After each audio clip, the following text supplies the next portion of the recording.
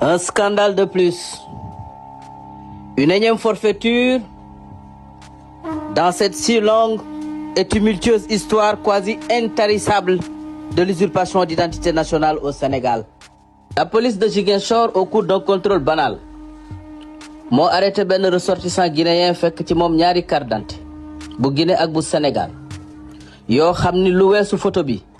amul benn renseignement boo xam ni bokk nañ ko ci la daal di nangu ni bu Guinée bi mooy bu authentique bi bu Sénégal bi mooy bu faux bi comme d'habitude cey monsieur le ministre de l'intérieur boo xamoon lii ni mu baree ci biir réew mi ressortissant guinéen bi mujj na nangu ni extrait de naissance bi mu amee carte d'identité bi 60 000 francs la jox kii nga xam ni mooy Macky Seck mu wutal ko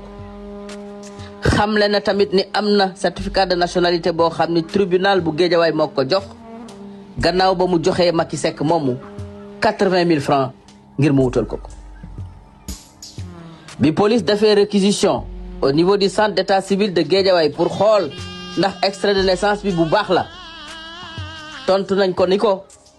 extrait de naissance boobu jógewul ci ñoom. Nous espérons que les enquêteurs de la police sont suffisamment aguerris pour savoir que les meurtriers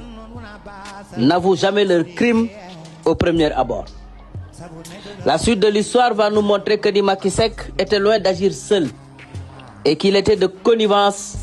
avec des agents de plusieurs municipalités au Sénégal.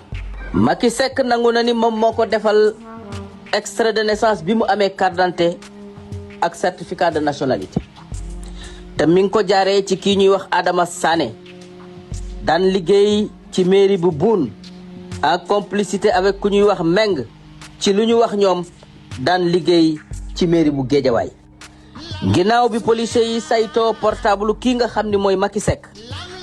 ci la ñu xam ni kii c'est un grand faussaire de l'identification nationale fekk nañ ci moom 27 cartes d'identité nationale sénégalaise physique 87 copies de pièces d'identité nationale sénégalaise 100 bulletins de naissance 2 procurations pour mariage 30 certificats de mariage 75 copies littérales yoo xam ni ñoom ñëpp ñi ngi ko estampillé sur l'entête de la mairie de Boune. biñ ko laajee nag li nekk ci portable am bi mooy lan ci la daal di nangu ne lii yëpp ay faux la te mi ngi ko confectionné en connivence ak ay nit ñu bari yaakaar naa ni jarul ñuy wax les enquêteurs de la police que document yooyu ñu fekk ci portable Macky Seck seeni borom ñoom ñëpp war nañ leen a convoquer mettre leen devant leur responsabilité pénale. kii ñuy wax Adama Sané nag moom gannaaw bañ ko jàppee nee na daal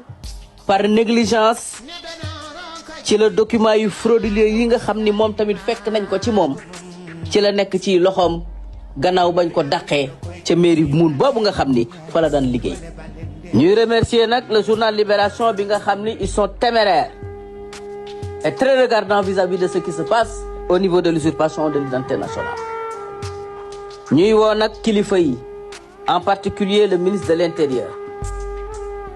li am ci réew mi c'est une véritable gangrène.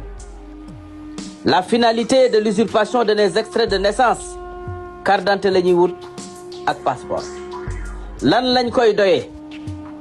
xëccoo ak sénégalais yi le milieu de l'emploi si misérable au Sénégal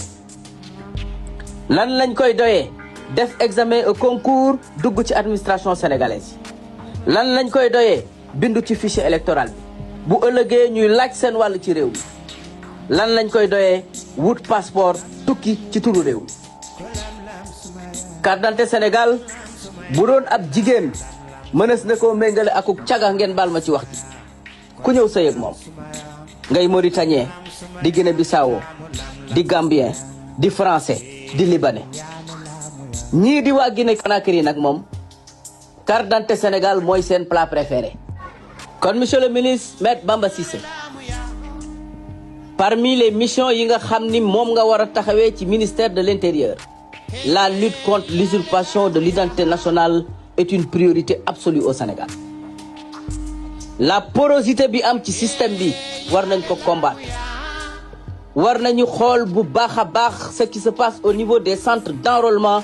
des cartes d'identité nationales à l'intérieur tout comme à l'extérieur du Sénégal, aux magistrats et aux juges d'avoir la main lourde sur ces usurpateurs et ces faussaires. Lu ko may ñoom ñëpp à la sortie, ils vont récidiver. À l'Assemblée nationale de criminaliser le délit d'usurpation d'identité nationale. À l'État du Sénégal de procéder à l'audit du fichier national d'identité. Ou mieux à changer de façon progressive les cartes d'identité nationale en y mettant